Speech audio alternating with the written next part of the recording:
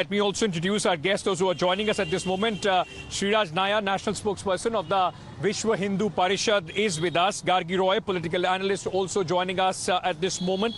We have Danish Qureshi, political analyst, with us. Bilal Khan, lawyer and political analyst, also joining us on the broadcast. Thank you so much and welcome to all my guests at this moment. All right, we've lost that line with Mr. Bilal Khan. We'll try and reconnect with him. But Danish Qureshi, I want to come to you and understand from you, the lawyer from the Hindu side was saying that the kind of arguments which are being made, the way, in fact, the 1991 Worship Act is being invoked, that's not what the court is going to decide today. It's not a final judgment to decide who has, in fact, the right over that land or whether there was a temple or a mosque. At this moment, it is a fact-finding mission which was being blocked even after the order of the court by one side. I think what is the aim of this to find the fact which is not going to become a judgment. If the court is saying that today is not a judgment, then what is the proceeding? If the judgment is not will come out on Gyanvapi, then why this proceeding is being held of videography and all? What is going to be established with this videography? We want to know from that. Sir, because for any judgment to be made, for any decision to be cast, there has to be some evidence which has to be collected. And the court right now has only asked for those evidence to be videographed so that the court can take cognizance of those. There is a law that no change will be there in any religious places according to this Act of 1991. Then why evidences are being collected? That is problematic. The main thing is that only. Okay, Mr. Danishji, can I come in? No, then why, if there is a legal contention, why not take it to the court? Why not take it to the court? I'm coming to you, Mr. Roy, but why not take it to the court? If you are saying that this is in contravention to the constitution, then why you went to the Allahabad High Court. The Allahabad High Court sent you back and said that let this process go on. Okay, we saw. Remember one thing. Okay, can I come in? Can I come in? Want to do in the name, whatever they want to do in the name of court and the judgments, yeah, they can do. We saw what happened in Babri Masjid. We didn't saw. Nobody has demolished the Babri Masjid. Contempt petition is pending. Nobody was being convicted in that. The same thing will be going in the name of judgment if these things are being going on and on and on. I think there will be communal disharmony. They want to create the communal disharmony. Those people, those who have gone to the court in the name of justice. Welcome back. Now let me very quickly bring in Gargi Roy, who in fact was trying to make an intervention before the break. Gargi, I want to understand from you. You've heard the arguments that were being made on the program. The fact is, a lot of people are making the argument that, you know what, why are you now trying to open chapters which have been long forgotten in history? Okay, I'll come. See, yes, it's a chapter from history, but you cannot forget history. A country which does not have its history will repeat the mistakes again. And now coming to the name Gyanvapi, I want to ask the other side, Mr. Danish Qureshi, do you know what Gyanvapi, where from the name has come? I'll tell you, there is a well 10 feet deep. And as per Skanda Puran, I'm quoting from Skanda Puran, it is believed that Lord Shiva himself had dug that well with his Trishul. And Lord Shiva had imparted knowledge to Parvati at that site. Knowledge means Gyan, and that's why the name Gyanvapi. Tell me, where is the Islamic origin of this Gyanvapi name? So it is very much proven, and it's not happening today. In 1809, there was a riot between Hindu-Muslims. There was no VHP, Bajrang Dal or BJP. Please understand, because then also the Hindus wanted a shrine in the neutral place. And on the day of Holi and Muharram had coincided on 1809. And when there was a rivalry on both the sides, there was confrontation, there were riots. So it happened. So let's now heal those wounds. See, you cannot just cover up the wounds and say they don't exist. Our civilization has been wounded. And since the civilization is wounded, if there is a problem, one second. Mr. Nair, let me bring in Mr. Nair at this moment. Mr. Nair, the apprehension is that now this is the Vishwa Hindu Parishad and of course the Bharatiya Janata Party trying to come true on its word of Ayodhya, after Ayodhya, it's Kashi and Mathura, which is going to, in fact, disturb the the secular fabric of this country and could flare up communal tensions. How do you respond to those?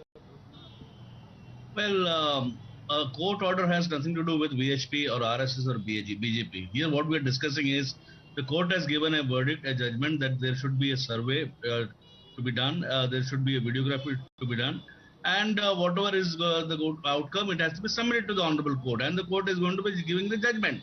Now, we live in an era of technology and science, which unfortunately the Islamic world has never produced a single scientist or not a single Nobel Prize winner. One Pakistani got a Nobel Prize and they said he was a Ahmadiyya. So we live in a world of science and technology, which and nothing can be hidden. So whatever is you yourself on your channel, you are showing the proofs, and the Muslim community should be large-hearted enough to understand the reality of today's life and the reality of the nation. Islam, when it came on this planet, when Islam came to India, and from how long Hindu Dharma is the indigenous religion, indigenous Dharma of this land, and people have been praying for centuries together at the same site. So people, the Muslim community, rather than, and Ismail Faruqi case, it's clear the court has given a verdict that the mosque is just a place of assembly. Even in Saudi Arabia, mosque has been raised for making highways and hospitals. So mosque is just a place of assembly. And for us, Mandir temple is a matter of Pran Pratishtha. So these people should understand and should have a large heart. So this is a matter of Pran Pratishtha. Sir, let me just correct you on one thing. Like you said that there hasn't been any Nobel laureates as far as Muslims are concerned, and not scientists which have been produced by Islam.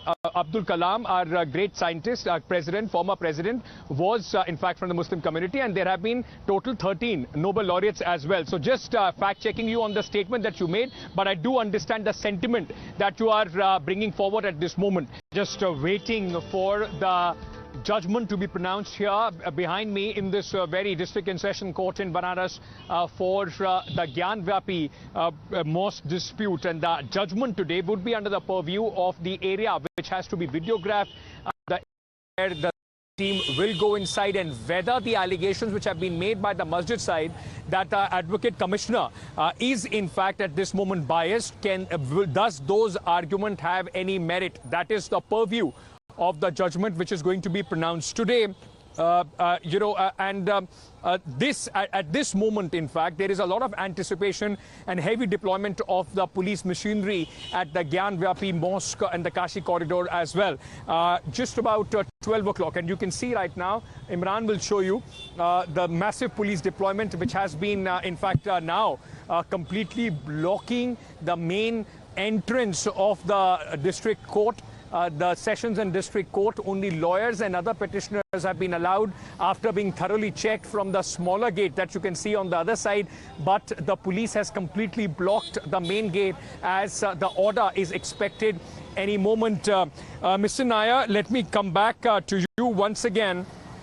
While the order today is on the fact-finding committee, the area which can be at this moment, which can be in fact videographed, the Muslim side is also questioning that this entire case is not about who owns that land or who has the legal right over that land, as was the case which was in the Babri mosque case, in fact, when the Ayodhya verdict came. So this is not going to decide who owns that piece of land.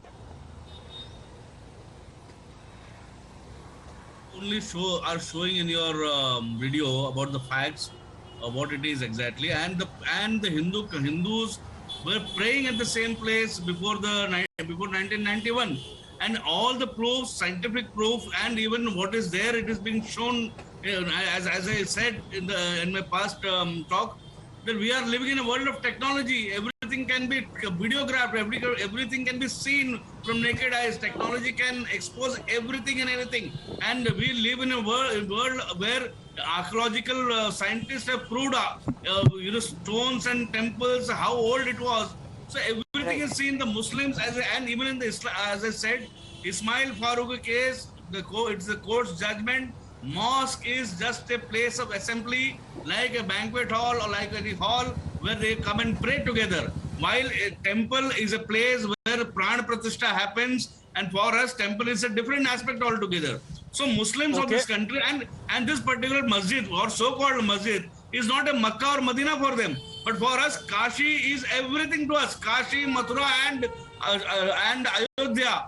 They are most sacred place for 105 crore Hindus of the world. So this, and for Muslims, this is just a mere place of worship which can be shifted anywhere else.